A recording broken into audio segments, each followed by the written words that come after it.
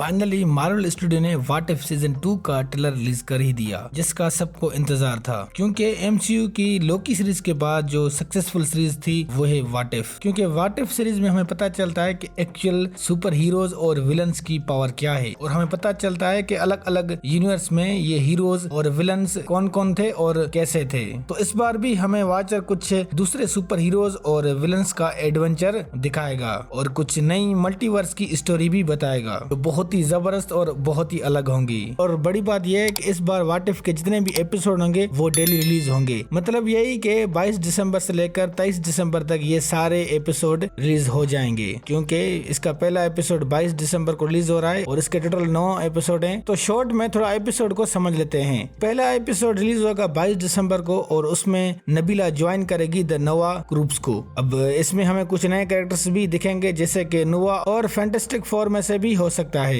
Second episode में Peter quill attack करेगा अर्थ के माइटीएस्ट हीरो पर। अब आप लोगों को पता है कि अर्थ के माइटीएस्ट हीरो कौन है, द एवेंजर्स, बट उस यूनिवर्स में कौन से माइटीएस्ट हीरो होंगे पता नहीं। थर्ड एपिसोड में हैप्पी होगन बचाएगा क्रिसमस को, क्योंकि ये एपिसोड 25 दिसंबर को रिलीज होगा और 25 दिसंबर को क्रिसमस होती है। फोर्थ एपिसोड में आयरन मैन और ग्रैंड मास्टर के बीच का रिलेशनशिप दिखाएंगे। अब वो कैसा रिलेशनशिप होगा वो तो देखने के बाद ही पता चलेगा। वैसे मुझे इनके इरादे ठीक नहीं लग रहे हैं, पता नहीं क्या करेंगे इस एपिसोड को। और फिफ्थ एपिसोड में कैप्टन कार्टर लड़ेगी हाइड्रा स्टॉपर से। और सिक्स एपिसोड में हमें एक एंड गेम जैसा ही द एवेंजर्स असेंबल दिखने वाला है, पर वो अर्थ 1602 पर होगा। इस एपिसोड को सब एंजॉय करेंगे। इस एपिसोड में मार्वल के बहुत सारे हीरो और विलन्स दिखने वाले हैं। एपिसोड 7 में हेला ढूंढेगी या फिर हेला को मिलेंगे 10 ड्रिंक्स, और ये एपिसोड पूरा हेला पर ही होगा। ये भी एपिसोड काफी मजेदार होने वाला है। एपिसोड 8 में कहूरी को शायद टेसरेक्ट मिल जाता है और वो फिर पूरी वर्ल्ड को रीशेप्ड कर देती है, मतलब कि उसको अलग ही बना देती है। और लास्ट एपिसोड जो होगा वो सबसे इम्पोर्टेंट होगा, क्योंकि इसमें स्ट्रेंज सुप्रीम दिखेंगे जो इंटरफेयर करेगा अपने से एक अलग यूनिवर्स में, जो बहुत ही खतरनाक होगा।